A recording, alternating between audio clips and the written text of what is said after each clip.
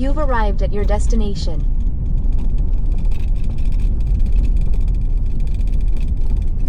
Bunch of deer.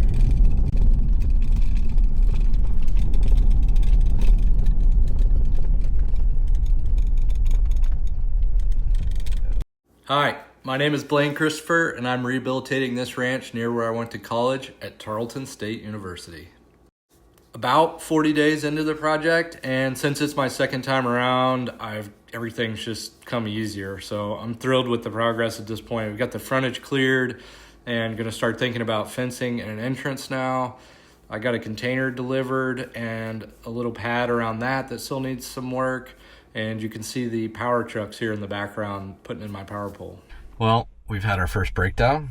Clearing the fence line here. I got in some stuff that was a little too heavy. Knocking down some dead trees, and I got one caught. I got in a rush. And then it got hung up on the hydraulic cables that you see there in front of me. There, that's gonna be work to get that unhooked. And the best part about this is that I'm actually locked in. So, for the first time in my skid steer adventuring, I'm gonna have to crawl out the back window, which I wanted to replace anyways. So here goes. Nothing on the escape hatch. I already busted it open. That's probably never been taken out. I don't know, Dad's probably crawled out of it a time or two. This is demeaning. Ugh. It's hot. I'm gonna have to walk back. I don't know, I guess I don't have to walk back. I can just leave that attachment here if that's the only thing that's broke.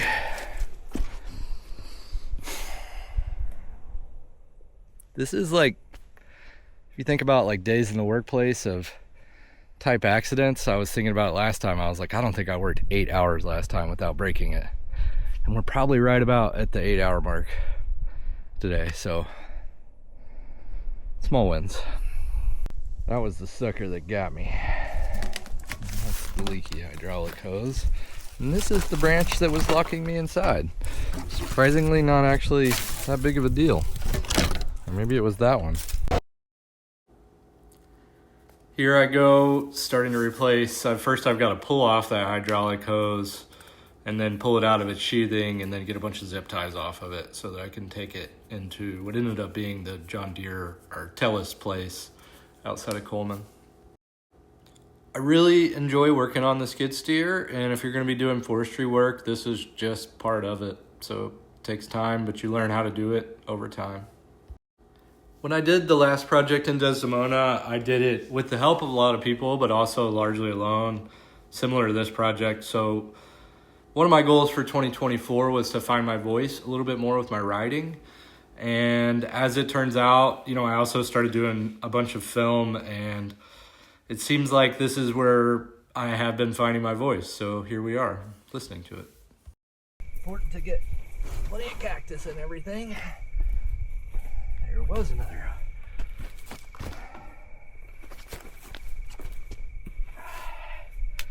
I would have seen this other zip tie. That would have been a lot easier.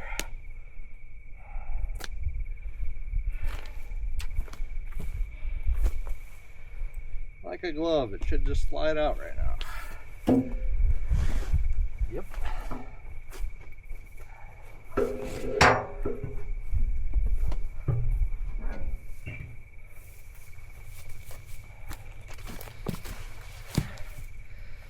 And right there's the damage. Just cut it. I don't even think we need any more hose. Yeah. Cut it and recrimp it. Screw by a new hose. I'm just gonna screw this one up anyway. Now I'm gonna hook up the trailer and get the heck out of here. If you've watched the last videos, you know that for the last few months I've been gathering, a few weeks I guess, things that I need. One of my purchases was this 300-gallon fuel trailer, and even though it's brand new, it's like every seal on it leaked. So I think one of the characteristics of this type of work is that don't get in a hurry, because something's just going to slow you down anyways. There's no point in rushing. You're just going to break something. So that was, I guess I expected it was going to be a job whenever I put the time lapse on it, or maybe I had already understood that it was going to take me longer than I'd hoped. Now I've got a hold of the grease gun, which is one of my other purchases, a new DeWalt electric grease gun. And so I'm going around, I'm hitting all of the certs on the Bobcat itself, and then also on the shear, which is one of my favorite tools for pulling cedar trees out of the ground and really beautifying an area mechanically. The shear, being one of my favorite attachments, did not stop it from busting loose the other day. A weld had broken that I had noticed but didn't pay much attention to, and it came loose and busted both hydraulic cables as well as an electrical cable that allows it to tilt. So a lot of the work that you see me doing in this video is really just fixing that stuff that broke.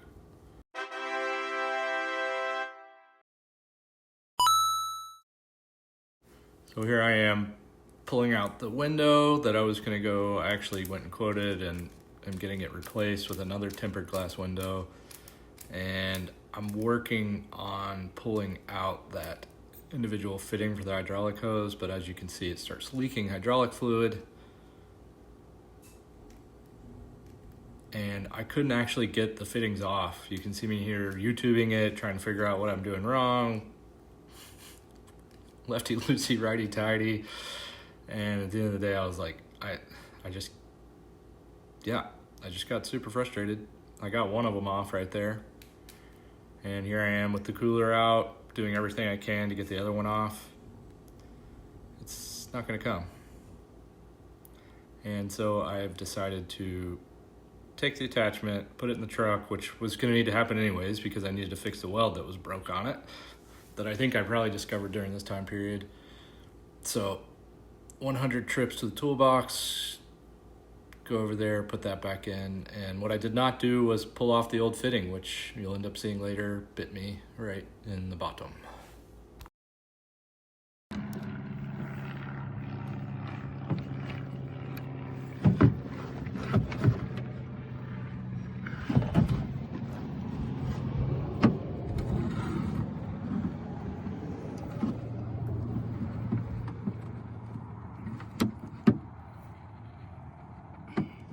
Making me feel so much better about myself right now. Yeah, usually these things don't like to be easy. I am? What? Yeah.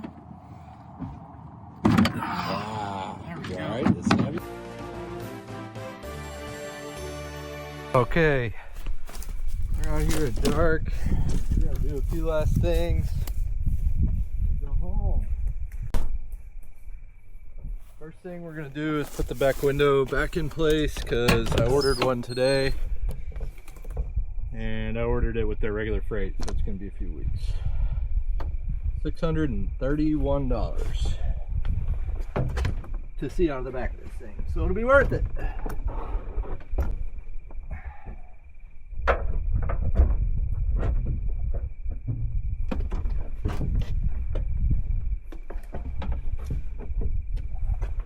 All right, we got that sealed up. Left-handed glove. Next thing we're gonna do is replace this part, which I think was about $127. I at one point was thinking that I did some of this work by myself last time. Look at all that hydraulic fluid. But today was a prime example of just the full cast of characters. Just the last few days, I've worked with so many different people. I have to get a wrench. First person I met out here the other day was Brent, I think. My dad showed up. Lonnie Click, the rock man, showed up. I met the neighbor, Gary, that evening. Today I dealt with the people at CRW, the people at Riggs Welding, and some people at Tractor Supply. Spent a lot of money today. I thought it was the right piece. not the right piece? Where did that go? Does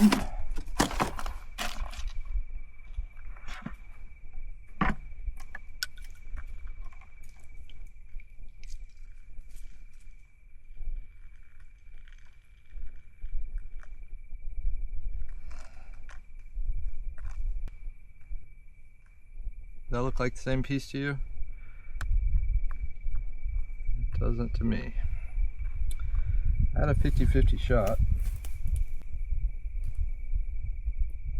He said he would take it back if it was like new. This is why we're going home.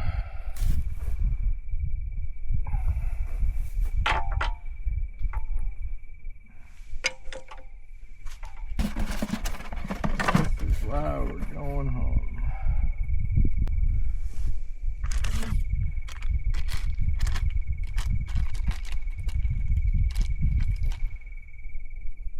Bag like that.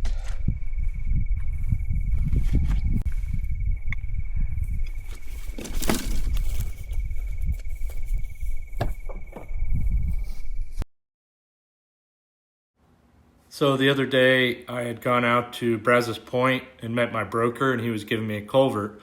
But in process of loading it, that tractor tire lost its bead. Once we got it loaded, I realized I couldn't also carry my deer feeder that I already had on the trailer, so I dropped it off. And whenever I came to pick the deer feeder back up, the tractor was sitting there with the tire off.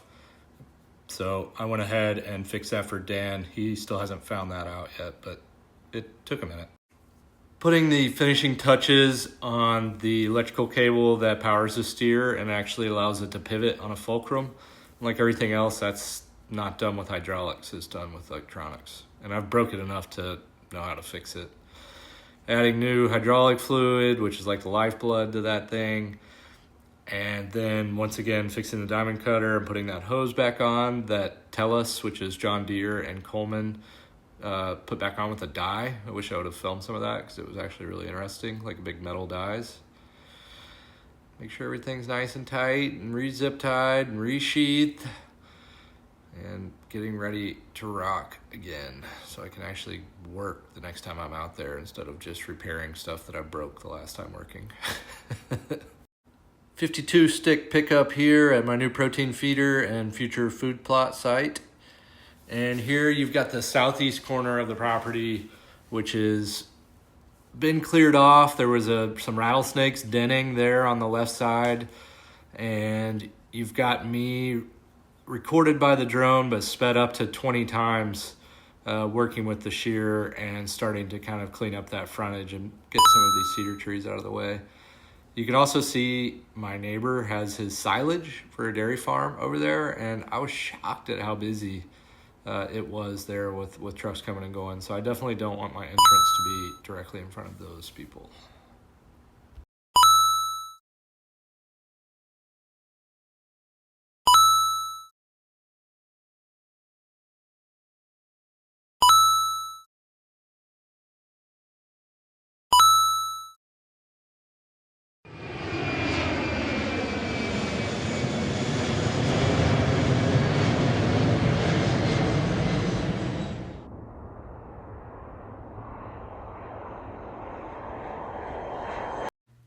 Quick drone shot of the county knocking out these trees.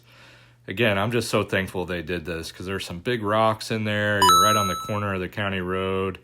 Pretty dangerous if you let laymen like me over there next to power poles and next to county roads with big equipment to do this work. So super, super thankful that the county and my county commissioner did that. That last one was Brent Hallmark, the neighbor who did the pad work for me. And then here's Lonnie Click dropping off Chat, which is like a really small pea gravel that they've got a new mine for in the area that's supposed to set up like concrete. So I'm gonna put that Chat down and pack it in and then water it, and it'll be a nice pad for me. You can see I got the container dropped off there, time lapse. And again, some more footage of me just driving down the frontage, which if you saw the very first video, it just didn't exist, right? It was just that old fence. Years and years of gravel dust that were caught up in all those trees and bramble and just nasty. But that road grader did great work, and then me and Luis and my dad went down it with the jump trailer on the windiest of days and picked up all the extra little debris that the big equipment couldn't do. So the frontage is looking slick and pretty much ready to be fenced. Well, that was going on. The power people actually got out really quickly. It's United Cooperative Services. They said it'd take 2 weeks, but they were out there 2 days after I paid my bill, and for $4,000, we have power. So they were able to get it done with one pole, and these guys are great. You know, they do good work. They're fast, efficient, you know, fun to talk to. The only thing is they put up the transformer, and then they called me a few days later and said that the power, they were like, is your power out? I'm like, well, I don't have anything plugged in yet, so I wouldn't know. But I guess the transformer was a dud, and so they had to come back like a week later and put out a new transformer. Quick aerial shot leading into me going round and round and round. I thought this was going to be a quickie job, but somebody had fenced around their deer feeder. I recommend nobody ever do that. Just buy some like loafing panels or something that will actually keep the hogs out and save yourself the time and expense of putting up some barbed wire that pigs move through freely. So yeah, that's all done, and the deer on camera in this area seem happier because they don't have to trip on a bunch of barbed wire that's buried in the grass. And that makes me happier. So this is it for today. This is my work like up to 40 days in, and I'll try to keep filming and keep doing this. I like updating people, I guess, but mainly it's just kind of a repository for my own information and time lapse and something that I can look back on whenever this project is done. You know, when you start looking at projects in years instead of months, so you're like, oh man, you really get a lot of stuff done, and the time lapse shows just the sheer movement that happens during that. So I hope you're enjoying the ride of me rehabilitating this ranch in Desdemona, Texas.